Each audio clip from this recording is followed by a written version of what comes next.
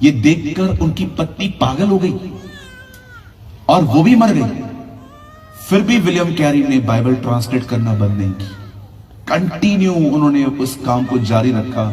जरा सोचिए कितनी मेहनत की किसी बंदे ने कि हमारे हाथों में बाइबल हो, और हम आज उसका आदर न करके अलग अलग चीजों का आदर कर रहे हैं। मैं वचन को शुरू करने से पहले एक छोटा सा अंगीकार आप लोगों से करवाना चाहता हूं। मैं चाहता हूं आइए आप में से हर कोई जो अपने अपने हाथ में बाइबल लेकर आया है, प्लीज इसे उठाएं और इस तरह थामें जैसे मैंने थामी। Come on, lift up your Bible. अपनी बाइबल को देखिए और कहिए, पिता मुझे तेरे वचन को समझने के लिए बुद्धि दे, समझ दे, आत्मा की सहायता दे। होने दे प्रभु, मैं इस वचन का जानकार व्यक्ति बनूं। यह वचन मेरे लिए नींव हो जाए। मुझे ब्लेस कर, मुझे आशीष दे, यीशु मसीह के नाम में, आमीन, आमेन, आमेन। Come on, give a good clap for Jesus.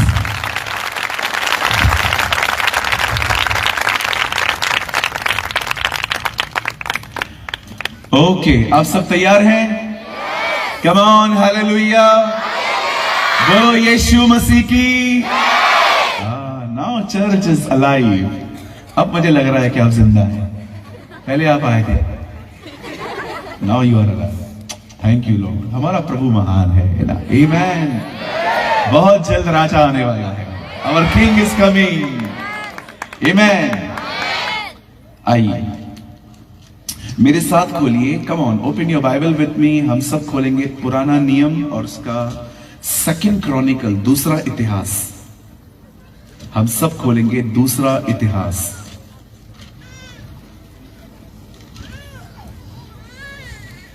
Worship में आप अब्राहम के लिए बोल रहे थे, राइट? या आई थिंक आप उड़िया में बोल रहे थे कुछ, लेकिन मैं सिमलीगुड़ा में हमने बात की थी, राइट राइट, सिमलीगुड़ा।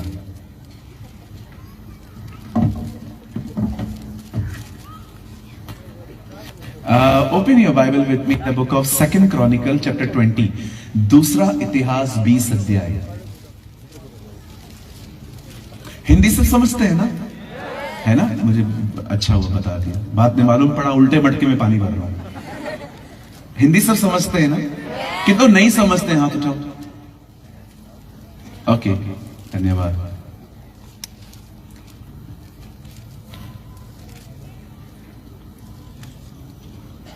दूसरा इतिहास 20 अध्याय, सभी खोल लीजिए।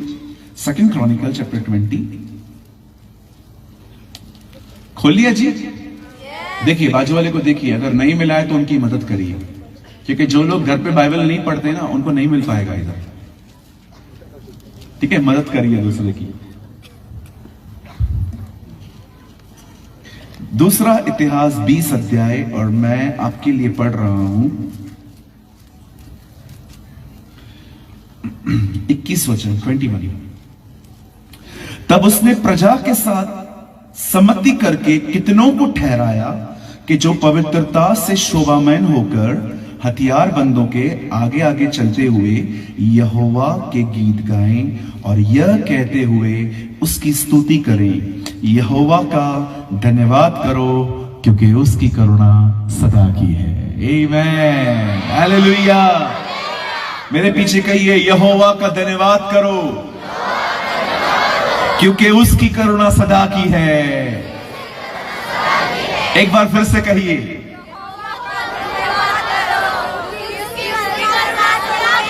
नहीं नहीं, हम सब एक साथ कहेंगे, 1 2 3।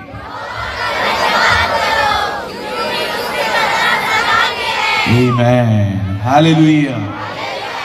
ओके, आइए अपनी अपनी बाइबल को आप छोड़ सकते हैं। अभी आप सामने देखिए। ओके, छोटा सा मैसेज है, बड़े ध्यान से सुनिए। ये लोग एक प्रोफेटिक गीत गा रहे हैं, that's called a prophetic song. Prophetic song का मतलब होता है कुछ होने वाला है, जिसके लिए ये बात कर रहे हैं। ये कहते हैं प्रभु का धन्यवाद करो क्योंकि उसकी करुणा सदा की है। मैं आपको बताना चाहता हूं ये सिर्फ एक गीत नहीं है, it's a prophetic song. Prophetic song का मतलब होता है भविष्यवाणी से भरा हुआ गीत। क्यों वो लोग ये गीत गा रहे हैं आपको पता है? जरा सोचिए, ये कितनी महान बात है कि पुराने नियम में बहुत सारे युद्ध हुए और परमेश्वर ने कुछ युद्धों का जिक्र हमारी बाइबल में किया क्योंकि हम उसमें से कुछ लर्न कर सकते हैं, कुछ सीख सकते हैं।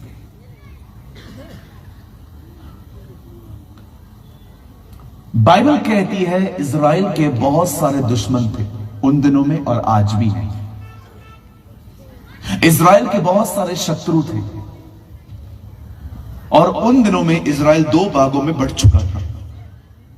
इज़राइल के 11 गोत्र अलग रहते थे, एक गोत्र अलग रहता था। इवन दो भागों में इज़राइल बट गया था और नए नियम में तो आप ये देखेंगे कि इज़राइल 3 भागों में बट गया था। बाइबल कहती है राजा हेरोदेस 1/3 का राजा था।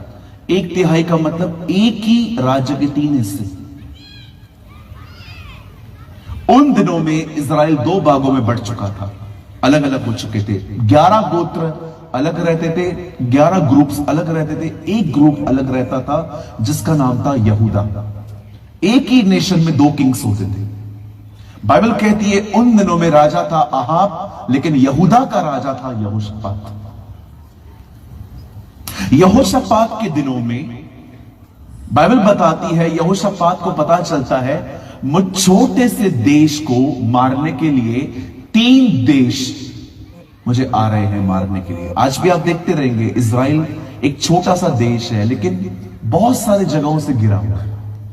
कोई इसे समझने के लिए कोई ज्यादा दिमाग की जरूरत नहीं है।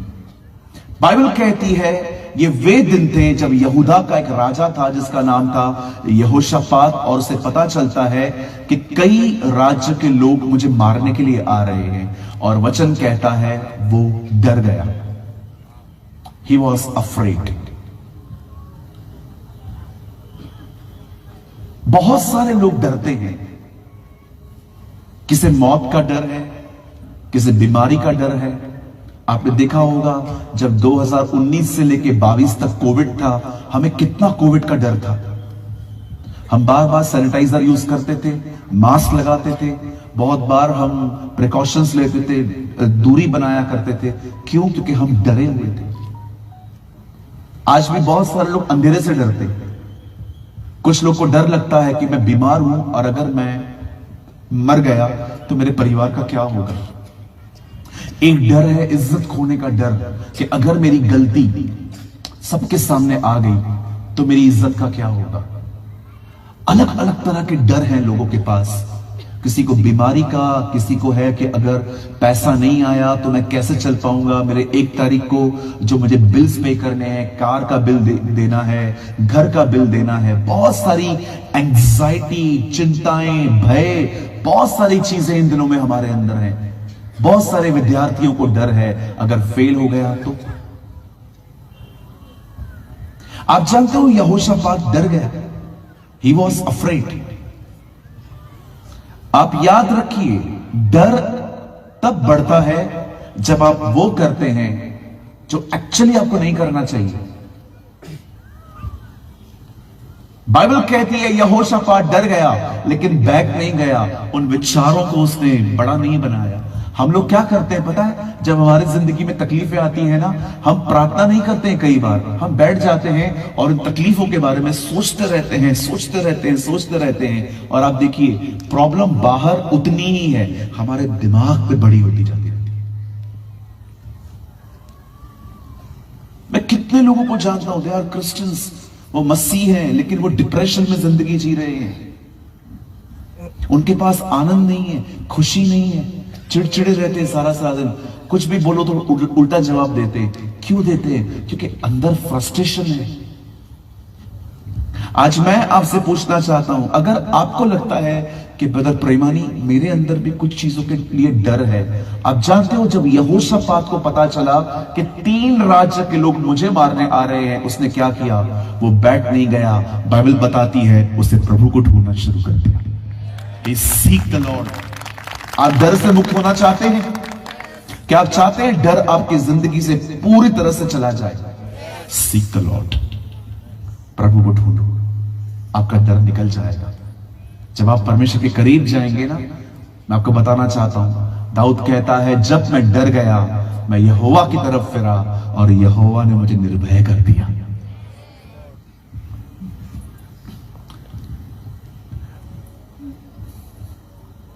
In our Bible, there is 366 fear nots. हमारी बाइबल में 366 बार लिखा है डरो मत। आप जानते होंगे हर कुछ सालों के बाद एक ऐसा साल आता है जिसे हम लीप ईयर कहते हैं, जिसमें एक दिन बढ़ जाता है, फरवरी 29 हो जाती है। परमेश्वर ने उसके लिए भी लिखा है। हालेलुया। कहिए पास वाले को डरो मत। कम ऑन, जल्दी जल्दी कहो। हाँ बोलो बाजू वाले को डर मत। बहुत डरते हैं अपन। मुझे बताओ क्या होगा? क्या होगा अगर हुआ भी तो कुछ? मैं आप में से हर एक को कहना चाहता हूं, आप शून्य भी हो जाए ना तो भी मत डरना, वो तुम्हें शून्य से भी उठाएगा, वो तुम्हें जीरो से भी उठा लेगा। कभी भी शैतान आपको कहे ना तूने ये खो दिया, तूने वो खो दिया, oh come on preach to devil. कभी कभी यहां पर ही नहीं, डेविल को भी प्रीच करना सीखो। कभी भी शैतान आपको कहे ना तूने ये खो दिया, तूने वो खो दिया, तूने ये खो दिया, तेरा बिजनेस खत्म हो गया, तेरी परिवार खत्म हो गया, ये खत्म हो गया, अगर शैतान कभी भी आपको याद करवाए ना, उसे कहो शैतान तू बिल्कुल ठीक कह रहा है, मैंने बहुत कुछ खो दिया, लेकिन कभी मत भूलना प्रभु मेरे हिस्से में आया है, परमेश्वर मेरे हिस्से में आया है। भाग जाता है वो। हम लोग है ना बड़े सादे लोग हैं, बोलिए सादे। लोगों से लड़ने में नंबर 1 है हम लोग, नंबर 1। कोई हमारा 5 रुपया खाली न दे, उधर खड़े होके क्या है पैसा नहीं देगा तू मेरा? हाँ मेरे को पता है मैं कौन हूं, मैं रविवार विश्वासी हूं, बाकी दिन नहीं हूं। लोगों से लड़ने में ओ वी आर नंबर 1। बोलो बाजू वाले को नंबर 1। लेकिन जब शैतान आपको मेंटली टॉर्चर करता है, आपको तरह तरह के ख्याल देता है, आप कुछ बोलते ही नहीं है जी। वो आपको बोलता है तू है ही काला, हाँ, तेरा शादी नहीं होगा, हाँ, देखो लड़की नहीं मिलेगी, हाँ, तू बर्बाद है, हाँ। तो कई सारी बहनों को देखो, उनको शैतान कुछ भी विचार देता रहता है, तेरी जिंदगी है ही क्या, हाँ, कुछ ठीक नहीं होने वाला है, हाँ, तू बर्बाद है, हाँ। क्यों ख्याल लेते हो उसके? जब वो आपको कहता है तेरे पास पैसा नहीं है, ये नहीं है, वो नहीं है, काय को सुनते हो आप लोग उसका? खड़े हो जाओ, उसे कहो प्रभु मेरा चरवाहा है, मुझे कोई घटी नहीं होगी, लॉर्ड इज माय शेफर्ड। 2024 में न केवल प्रार्थना करना सीखो, पर शैतान से बात करना भी सीखो। आपने देखा यीशु ने क्या किया? जब शैतान उसके पास आके कहता है पत्थर को रोटी बना, क्या कहा उसने? नहीं, मनुष्य केवल रोटी से नहीं, खुदा के मुंह से निकले गए कलाम से जिएगा। यीशु मसीह हमारी तरह बैठा हुआ नहीं रहता था, करता था। वो फाइटर था, फाइटर, वो फाइटर था। उसने एक दिन भी डिप्रेशन में नहीं जिया, वो करेज था, इसलिए उसका नाम है यहूदा का Babbar. He is a lion of the tribe of Judah। कितने लोग हैं मुझे बताइए हर दिन बाइबल में से प्रभु को बोलते हैं प्रभु मुझे तलवार दे ताकि मैं चलाऊं इसके ऊपर। याद रखिए, लोगों के साथ नम्र बनिए, शैतान के साथ नम्र बनने की कोई जरूरत नहीं है, उसके लिए एग्रेसिव बनिए। उसको बोलने की जरूरत नहीं है शैतान तू मुझे तंग मत कर, मैं भी नहीं करूंगा तुझे, नहीं, उसको बोलने का कोई जरूरत नहीं है। लात मार के उसको घर से बाहर निकालो, उसके ही लायक है वो। जो बाप का दुश्मन वो हमारा दुश्मन।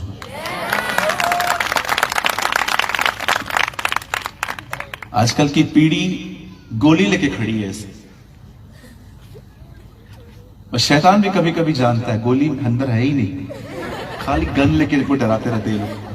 अरे उसमें भरो, थोड़ा एग्रेसिव क्रिश्चियन बनो।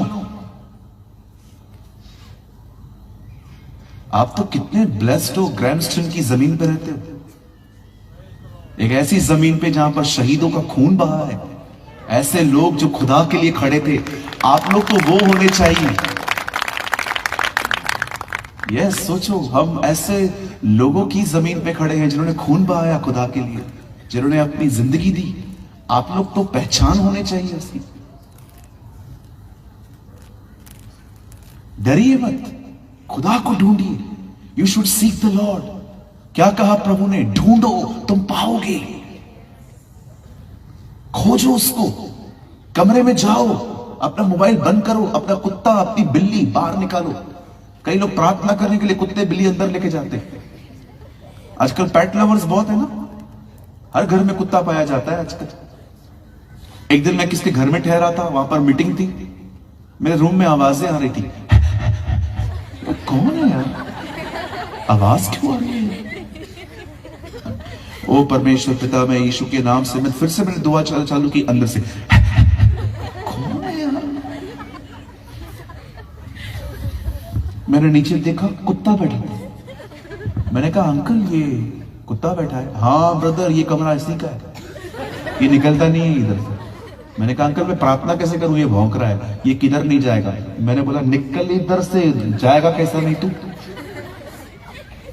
हम लोग बाइबल पढ़ने के लिए बैठते हैं, कुत्ते बिल्ली मोबाइल को सबको साथ में लेके बैठते। कैसे समझ पाएंगे आप लोग? सेपरेशन किधर है? बोलो बोलो। अभी शायद आपके यहां पर कम होगा, बॉम्बे में हर 3 घर के अंदर एक घर में कुत्ता है। कुत्ते को शाम को लेके घुमाते हैं। कभी कभी समझ में नहीं आता है वो कुत्ते को घुमा रहा है कि कुत्ता उन्हें घुमा रहा है। कुत्ता भागता है, कभी कभी वो भी साथ साथ भागता है। So many time. कहिए बाजू वाले को, जब प्रभु के साथ बैठते हो मोबाइल बाहर छोड़ो, कुत्ता बाहर छोड़ो, बिल्ली बाहर छोड़ो, तोता बाहर छोड़ो। हम सब लेके अंदर बैठते हैं, पता नहीं घर है रानी बाग है। खुदा का पाक कलाम कहता है, यहोशापात ने प्रभु को ढूंढा। प्रभु को ढूंढना सीखिए, शैतान से बात करना सीखिए। जानते हो उसने प्रभु को कैसे ढूंढा? वो सीधा प्रभु के पास नहीं गया और कहा मैं तकलीफ में हूं। नो, उसने सबसे पहले परमेश्वर की बड़ाई की। क्या तू स्वर्ग में परमेश्वर नहीं? क्या तू वो नहीं है जो मैं मिस्र से निकाल के ले आया? देख, जिस जमीन पे तूने हमें रखा है वहां से लोग हमें निकालने के लिए आ रहे हैं। हमारे पास इनसे लड़ने के लिए न शक्ति है न बुद्धि है, पर हमारी आंखें तेरी ओर लगी रहेंगी। Wow, what a man of God. क्या दुआ है उसकी। अरे ऐसी दुआ सुन के कौन नहीं उतरेगा उसके युद्ध में। क्या प्रार्थना करता है वो। कहता है, आपको पता है एक English translation, the message translation में लिखा गया है, हमारी हिंदी में लिखा गया है, न इनसे लड़ने के लिए हमारे पास बुद्धि है न शक्ति है। इंग्लिश में लिखा गया है हम असमर्थ हैं, हमारे पास ताकत नहीं है ऐसे लोगों से लड़ने की, पर हमारी ताकत तू है, तू हमारा बल है। और जब परमेश्वर ने देखा एक बंदा, धन्यवाद हो ऐसे लोगों के लिए जो सबसे पहले अपने वजीरों को, अपने प्यादों को नहीं गिन रहा था। यू नो, अगर हम होते ना और हमें पता चलता कोई हमें मारने के लिए आ रहा है, हम सीधा अपने आर्मी के पास जाते और गिनना शुरू करते, कितने लोग हैं, सबको इकट्ठा कर लेते। यहोशापात अपनी आर्मी के पास नहीं गया, यहोशापात पहले खुदा के पास गया। आपको पता है आप सबसे पहले अपनी तकलीफों में किसे याद करते हैं? उस व्यक्ति को जिस पे आप भरोसा करते हैं। कई लोग इन दिनों में देखते होंगे, सीधा मोबाइल लेते हैं, किसको कॉल करते हैं? 10,000 पड़ा है क्या? 5 पड़ा है क्या? 20 पड़ा है क्या? दे दूंगा मैं तेरे को, कोई प्रॉब्लम नहीं है ब्रदर, आपने मांगा। पर क्या आप पहले खुदा के पास गए? कि आपने प्रभु से कहा, प्रभु मुझे पैसे भरने हैं, 10 दिन पड़े हुए खाली, मैं 10 दिन इंतजार करूंगा, अगर 10 दिन में नहीं आया 11वें दिन मैं किसी और से मांग लूंगा, लेकिन ये 10 दिन मैं किसी से नहीं मांगूंगा, मैं तुझ पे भरोसा करता हूं। ओ परमेश्वर के पास जाओ।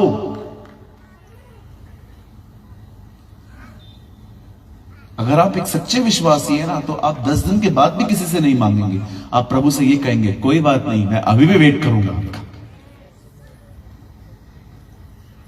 यहोशापात खुदा के पास गया और जैसे ही उसने प्रार्थना खत्म की, बाइबल कहती है उससे प्रार्थना करने के बाद एक लड़का वहां पर आता है, उसका नाम यहीजेल था, और कलाम कहता है वो खड़ा होके यहोशापात को कहता है, हे राजा यहोशापात, हे यरूशलेम के निवासियों, डरो मत, कल उनका सामना करने के लिए जाना, वो सामने से आएंगे, लेकिन इस लड़ाई में तुम्हें लड़ना नहीं पड़ेगा, तुम खुदा की तरफ से अपना बचाव देखोगे, तुम देखोगे कि परमेश्वर तुम्हारे युद्ध को लड़ेगा। आप जानते हैं, जस्ट परमेश्वर का वचन आया और यहोशापात इनकरेज हुआ, और आपको पता है उन्होंने क्या किया? अब मैं जो आपको बताना चाहता हूं, बड़े ध्यान से सुनिए, अंडरस्टैंड दिस थिंग। आप जानते हैं, जब यहोशापात ने ये वचन सुना कि प्रभु हमारी तरफ से लड़ेगा, तब उसने क्या किया? बाइबल कहती है उसने 2 ग्रुप्स बनाए। पता है पहले ग्रुप्स में उसने किसको रखा? हम जब वर्शिप करते हैं तो आपने देखा है हमारे पीछे क्वायर खड़े रहते हैं, पीछे पीछे गाने वाले, गवैये कहते हैं हिंदी में, हम उससे इंग्लिश में कहते हैं क्वायर्स। आप जानते हो सबसे पहले आगे कौन खड़े हुए युद्ध में लड़ने के लिए? क्वायर्स। Read it. लिखा है गवैये आगे खड़े हुए। आप सोचो, जिनके पास हथियार थे वो सेकंड रो में खड़े थे। अगर आप युद्ध करने के लिए जा रहे हैं तो मुझे बताइए, आपको सबसे आगे किसको रखना चाहिए? हथियार वालों को, कि जब सामने से कोई आएगा तो ये मरेंगे। आपको पता है उन्होंने सबसे आगे उन लोगों को नहीं रखा जिनके पास हथियार थे, उन्होंने सबसे आगे क्वायर्स को रखा, और क्वायर्स पता है क्या कर रहे थे? गीत गा रहे थे, यहोवा भला है, उसकी करुणा सदा की है। खुदा का शुक्र करो, वो भला है, उसकी करुणा सदा की है। मुझे एक बात बताइए, धन्यवाद कब देते हैं आप? हम जब किसी होटल में जाते हैं, खाना खा लेते हैं, खाना खाने के बाद हम वेटर को कहते हैं थैंक यू। हम किसी घर में जाते हैं और वहां पर हमें कोई चाय ऑफर करता है, हम चाय पीने के बाद उसे कहते हैं थैंक यू। कई बार आप देखिए, हम अपने टीचर्स डे पे हम टीचर्स के साथ मिलकर कहते हैं टीचर थैंक यू, आपने मुझे शिक्षित किया था। हम हमेशा धन्यवाद देते हैं जब हमारे लिए कोई कुछ करता है। और आपको पता है, यहोशापात ने युद्ध जीतने के बाद धन्यवाद नहीं किया, उससे युद्ध लड़ने से पहले धन्यवाद किया। पता है क्यों? क्योंकि ये विश्वास था हम जीत चुके हैं। That is a trust. आप हमेशा याद रखना, विश्वास से भरे हुए लोग हमेशा चमत्कार होने के बाद नहीं, उससे पहले धन्यवाद देते, क्योंकि वो जानते हैं खुदा ने कर दिया है। इट इज डन, ये हो चुका है। मैं आज आपको कहना चाहता हूं, जब आप इस हॉल में से बाहर जाएंगे ना, जब आप इस ग्राउंड से बाहर जाएंगे, नारे लगाते लगाते जाना, धन्यवाद यीशु, धन्यवाद यीशु। और कोई आपसे पूछे ना क्यों धन्यवाद कर रहे हो, उन्हें कहो मेरा पूरा परिवार प्रभु ने बचा लिया है। God saved my family. अरे ऐसे कैसे? अभी तो वो लोग आए ही नहीं है। नहीं, वो आएंगे, क्योंकि खुदा के कलाम में लिखा है हर घुटना टिकेगा, हर जुबान स्वीकार करेगी कि यीशु मसीह ही प्रभु है। अरे सब कुछ ठीक होने के बाद तो अविश्वासी भी धन्यवाद देते हैं। आपने दिया तो कौन सी बड़ी बात है? मुझे बताइए। एक दिन इस्राएली लाल समुद्र के सामने खड़े थे, पीछे से फिरौन की सेना मारने के लिए आ रही थी। सब परेशान हो गए। सब मूसा के पास जाके कहते हैं, मूसा तो हमें यहां पर क्यों लाया? हम उधर अच्छे थे, वहां मर जाते बेहतर होता। यहां पर क्यों लेकर आया? समुद्र में तू हमारी कब्रें बनाएगा? तब मूसा ने परमेश्वर से कहा, प्रभु ये देख लोग क्या कर रहे हैं। परमेश्वर ने मूसा से कहा, मुझसे बात मत कर, तेरे हाथ में एक लाठी है, उसे ले और समुद्र में मार। बाइबल बताती है उसे समुद्र में लाठी मारी और अगले दिन, सेम डे पे नहीं, अगले दिन पूरी रात हवा चली और अगले दिन पूरा समुद्र दो भाग हो गया और इजरायली उस पार चले गए। और जानते हो उस पार जाके उन्होंने क्या किया? उन्होंने डफलियां ली, उन्होंने साज निकाले और उन्होंने प्रभु को धन्यवाद देना शुरू किया। आपको लगता होगा वाह क्या जबरदस्त बात है, प्रभु ने लाल समुद्र दो भाग किया। पर मैं आपको बताना चाहता हूं, जो इजराइल के लोग कर रहे थे ना, वो एक हारी हुई जिंदगी है। It's a defeated life. आप सब ठीक होने के बाद प्रभु की महिमा करते हो। आपकी आराधना उस तरफ हुई थी, कितना अच्छा होता अगर आपकी आराधना उस तरफ होती। अगर आप वहां खड़े होकर कहते, फिरौन तो कुछ नहीं कर पाएगा, खुदा हमारे साथ। आज बहुत सारे जो लोग हैं ना, वो सब ठीक होने के बाद प्रभु को धन्यवाद देते हैं। कितने लोग पहले देते हैं?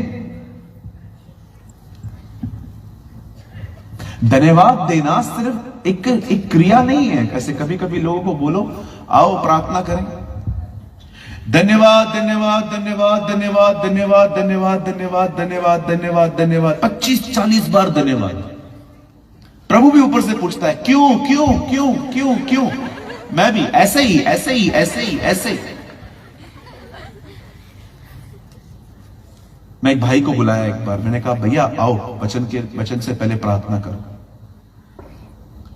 हालेलुया हालेलुया हालेलुया हालेलुया हालेलुया हालेलुया हालेलुया हालेलुया।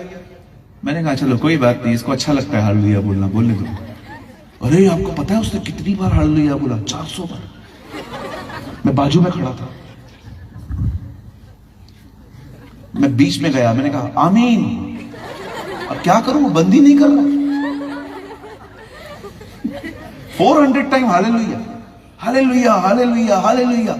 कभी आपने प्रभु यीशु मसीह को ऐसा देखा? यीशु ने कहा धन्य है वे जो दीन हैं, हालेलुया। धन्य है वे जो नम्र हैं, हालेलुया। धन्य है वे जो शोक करते हैं, हालेलुया। अरे मैं हालेलुया बोलने के खिलाफ नहीं हूं, लेकिन मीनिंगलेस क्यों? उसका अर्थ होना चाहिए। कई लोग ऐसे हालेलुया हालेलुया हालेलुया हालेलुया हालेलुया हालेलुया हालेलुया हालेलुया। प्रभु भी ऊपर से देखते हैं क्या किया मैंने। कई अपने बाजू वाले को मीनिंगलेस मत बोलो कुछ भी। कई लोग देखो प्रभु भोज खाते, हाथ में रोटी आएगी, उनको पता भी नहीं है रोटी कितनी इंपॉर्टेंट है, खा के बैठ जाएंगे, यहां वहां देखेंगे। अरे यीशु ने कहा उसे मेरे याद में करो। इसका मतलब इस रोटी को खाते समय मुझे याद करो। Do this in remembrance of me. जब ये खाते हो तो मुझे स्मरण करो, मुझे याद करो मैं पैसे तुम्हारे लिए मारा गया। बहुत सारी चीजें जो हम करते हैं वो ऐसे ही कर लेते हैं क्योंकि हम रिपीटेशन में बिलीव करते हैं। पर बाइबल बताती है अन्य जातियों की तरह बकबक न करो, क्योंकि उन्हें लगता है बहुत बोले जाने की वजह से उनको सुना जाता है। जी नहीं, आप जो कह रहे हैं मतलब से कहिए। वो लोग ऐसे ही नहीं बोल रहे थे हालेलुया धन्यवाद धन्यवाद धन्यवाद। उनके धन्यवादों में अर्थ था। वो परमेश्वर को पता है क्या कहना चाह रहे थे? धन्यवाद तेरी करुणा सदा की है, क्योंकि हम जानते हैं तू हमारे युद्धों को लड़ चुका है। ये फेथ था।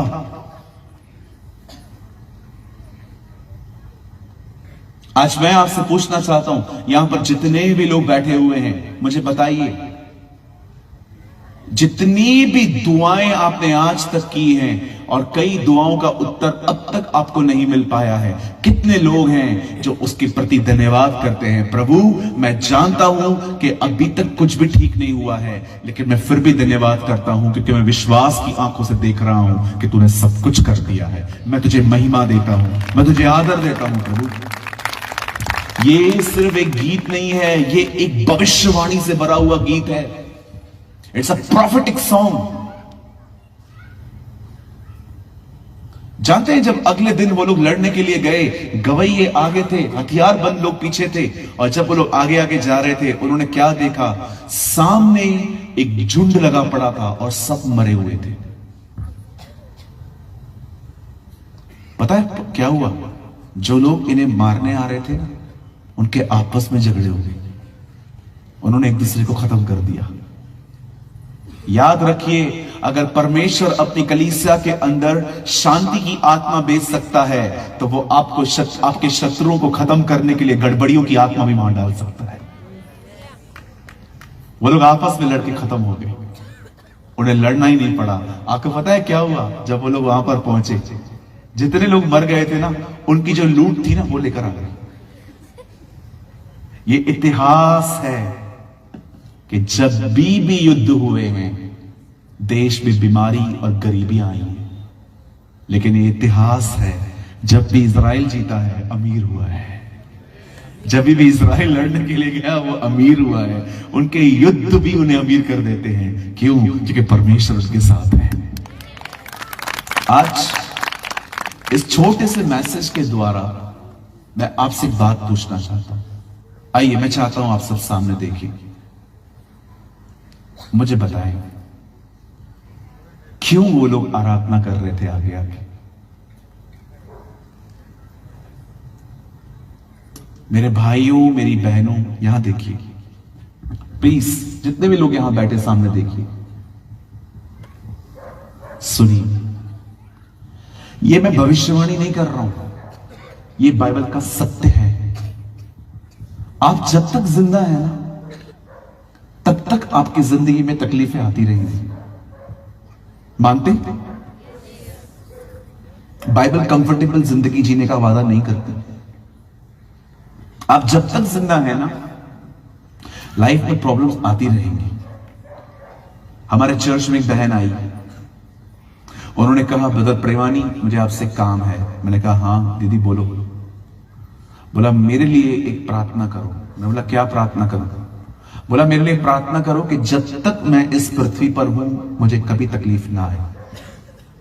मैंने कहा, ठीक है, ये भी प्रार्थना है एक्चुअली। मैंने उनके सर पे हाथ रख के मैंने कहा, प्रभु इसे आज ही उठा। उन्होंने मेरे हाथ को हटाया। उन्होंने बोला, ये कैसी प्रार्थना है भैया? मैंने कहा, यही प्रार्थना अच्छी है, सही है। बोला, क्यों? मैंने कहा, आपने कहा कभी तकलीफ ना आए, वो उधर ही है, इधर जब तक रहोगे आएगी, तो आज ही निकल लो इससे अच्छा। आप जब तक हैं यहां पर प्रॉब्लम्स आएंगी। क्या सारा दिन तकलीफों को ले लेके सोचते सोचते रोते रहोगे? क्यों ना हम एक एटीट्यूड हासिल करें, क्यों ना हम एक आचरण हासिल करें, क्यों ना हम एक आचरण हासिल करें कि हमें तकलीफों में कैसे जिंदगी जीनी चाहिए। आज तकलीफ आएगी, प्रार्थना करोगे, वो चली जाएगी, फिर 2 दिन खुश रहोगे। 2 दिन के बाद एक और तकलीफ आएगी, फिर रोओगे, फिर तकलीफ चली जाएगी, फिर खुश रहोगे। कब तक ऐसी जिंदगी जिएंगे हम? क्यों ना हम ये सीख लें कि तकलीफों में जिंदगी जिया कैसे जाता है। हम सीख लें कि खुदा के साथ कैसे एक बना रहता है। आपने देखा, जीसस जहां भी जाता था वहां तकलीफें थी। वो एक जगह पे गया, वहां दाखरस खत्म हो गया। एक जगह पे गया, खाना नहीं था। एक जगह पे गया तो किसी का हाथ सूखा हुआ था। एक जगह पे गया तो एक आदमी के अंदर से 2000 दुष्ट आत्माएं थी। मुझे एक जगह बताइए जहां पर प्रभु यीशु मसीह गए और वहां पर सब ठीक था। वो जहां कहीं गया वहां पर कुछ ना कुछ तकलीफें थी। आइए यहां देखिए, एक दिन वो एक जगह पे गया, उसे पता चला एक बंदा है जो 38 साल से बीमार है। कितने साल से? कहिए, कितने साल से? 38 साल से। सोचो, 38 साल से तो वो बीमार है, उसकी उम्र कितनी होगी? बाइबल कहती है एक जगह पे यीशु मसीह गए और वहां पर 12 साल से एक बहन बीमार थी और उसने उसे छुआ, वो चंगी हो गई। वो कितने साल से बीमार थी? 12 इयर्स। बाइबल कहती है वो एक आराधनालय में गया, वहां पर एक कुबड़ी स्त्री थी, 18 साल से वो बीमार थी। 12, 38, 18। कभी आपने सोचा खुदा के पाक कलाम में इन लोगों की उम्र का जिक्र क्यों है? क्यों बताया गया है कि ये इतने इतने अरसे से बीमार थे? पता है परमेश्वर आपको क्या बताना चाहता है? मेरे बेटे, मेरी बेटी, चिंता करना बंद कर। प्रॉब्लम चाहे कितनी भी पुरानी हो, सॉल्व हो सकती है।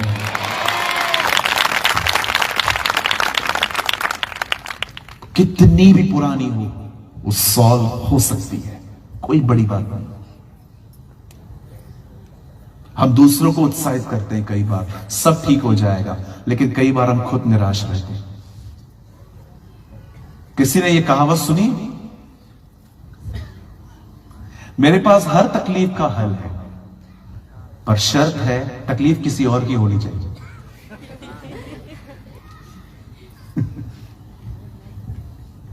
मेरे पास हर तकलीफ का हल है, लेकिन तकलीफ किसी और की होनी चाहिए। हम दूसरों को उत्साहित कर लेते हैं, अरे यीशु जिंदा है, सब ठीक हो जाएगा, चर्च कंटिन्यू आता रहे, प्रार्थना कर, सब ठीक हो जाएगा। लेकिन जब बात हमारी आती है, वी आर डिस्करेज। हालेलुया। मैं आप में से हर एक को कहना चाहता हूं, जो कुछ भी आज तक नहीं मिल पाया है, उसके विषय में कुड़कुड़ाना बंद कर दो और उन चीजों के लिए धन्यवाद देना शुरू करो जो खुदा ने आपको दी हैं।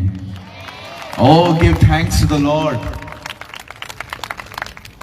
मैं आपको सच कहता हूं, यहां देखिए सब, आपको पता है धन्यवाद देने से मिरेकल्स होते हैं, चमत्कार होते हैं। मैंने अपनी आंखों से देखा है। आपने देखा जब यीशु ने 5000 लोग को खाना खिलाने से पहले क्या किया? उससे रोटी ली, खुदा का शुक्र किया, और आपने देखा धन्यवाद देके जब उसे बांटा, 5000 लोगों ने खा लिया। चमत्कार। ओ, धन्यवाद देना सीखो, खुदा को शुक्र करना सीखो हर परिस्थिति में। आइए मेरे साथ कहिए, मुझे नहीं, सब कहिए, मुझे हर परिस्थिति में खुदा की शुक्रगुजारी करनी है। हर चीज में उसे धन्यवाद देना है।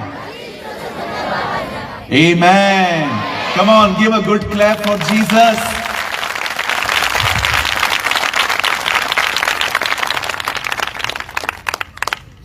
– 2020 में मेरा एक्सीडेंट हुआ, मेरी उंगली टूट गई, ये वाली बीच वाली। बहुत खतरनाक तरीके से मैं गिरा।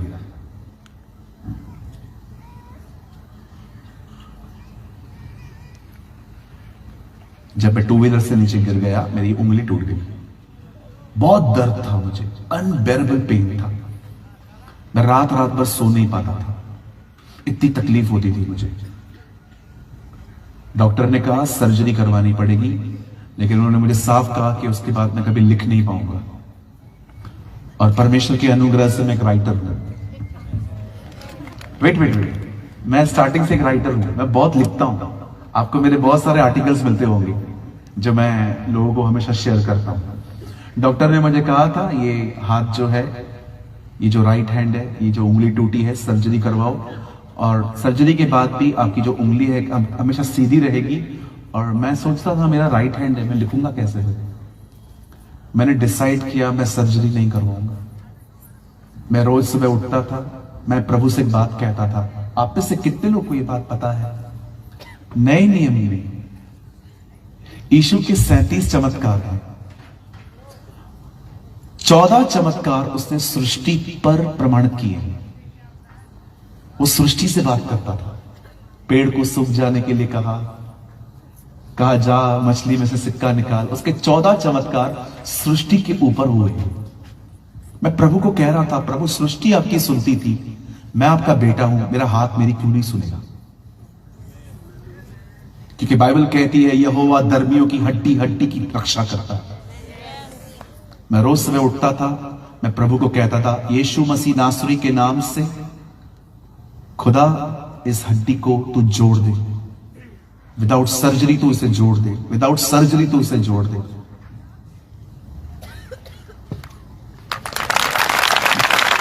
मैं बिल्कुल ठीक हूं, खूब लिखता हूं आज भी, खूब लिखता हूं। कभी कभी मैं हर दिन 200 300 लाइंस लिखता हूं, पूरा चैप्टर लिख देता हूं। मैं ठीक हूं। मैं ये नहीं कह रहा हूं कि डॉक्टर्स गलत हैं, हमें उनके पास नहीं जाना चाहिए, पर मैं आपको बताना चाहता हूं विश्वास एक अलग ही चीज है। और हमारा तो विश्वास हमारे खुदा पर है। आमीन। आप जानते हैं जब इजरायली लाल समुद्र पार कर रहे थे, यहां देखिए सब, एक प्रभु के महान दास ने जो लाहौर से हैं, पाकिस्तान से हैं, वो अपनी किताब में लिखते हैं कि जब इजराइल के लोग लाल समुद्र पार कर रहे थे तो मूसा उनके साथ था। उस खुदा के खादिम ने लिखा, ये तो मूसा था जिसने समुद्र को 2 भाग किया और वो चल दिए। हमारा यीशु होता तो पानी पे चला देता।